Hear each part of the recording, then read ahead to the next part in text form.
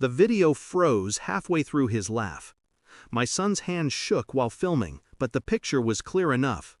My medals, burning. My uniform, ash in the wind.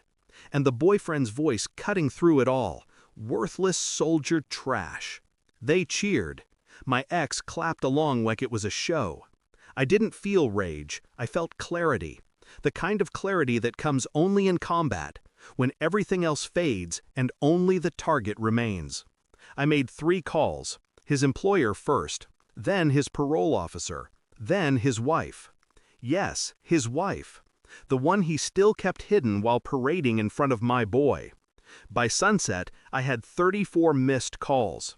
Their world was already cracking, but I was just getting started. Betrayal doesn't scream, it whispers. In late bills stacked behind the TV. In perfume on my son's jacket that wasn't hers.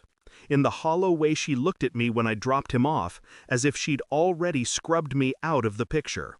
The video wasn't the first sign, it was just the loudest.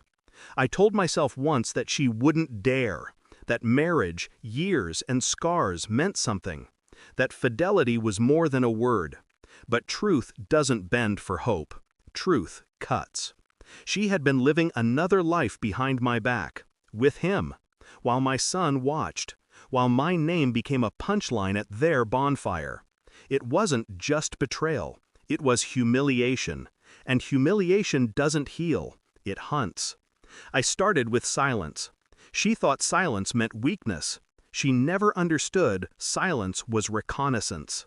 Phone records, bank slips, receipts tucked into her purse.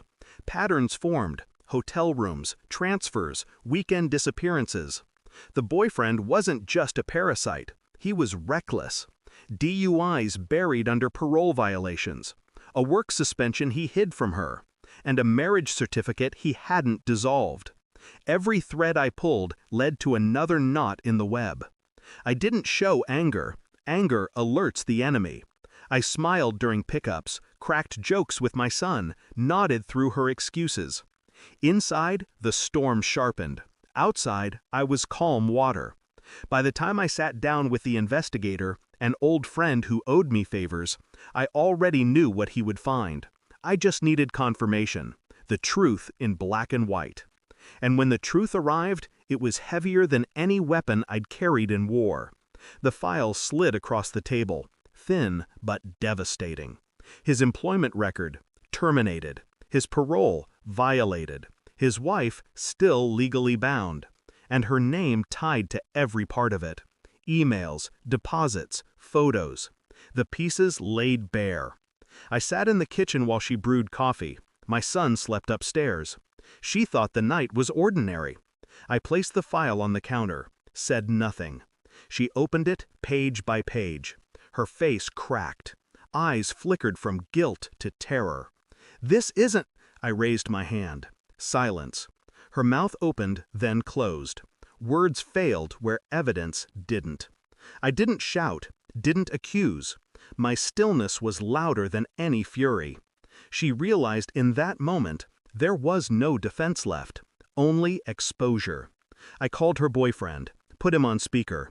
"Your wife answered," I said, calm as a surgeon. Dead silence.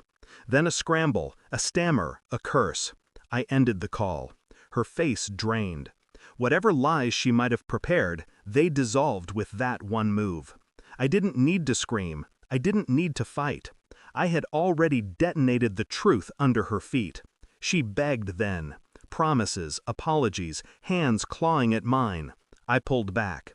"Everything you burned," I said, my voice low, "was nothing compared to what you've just lost." Her tears meant nothing. They were too late. I left the papers on the counter. Divorce, custody, everything lined up. She didn't sign that night. She would. They always do when the walls collapse. I walked out without looking back. My son would never see me broken. Outside, the air was cold, clear, the kind of night where the silence feels earned. I understood then, betrayal doesn't end with vengeance. It ends with detachment. I hadn't lost her, I had shed her. Like old skin, burned away in her own fire.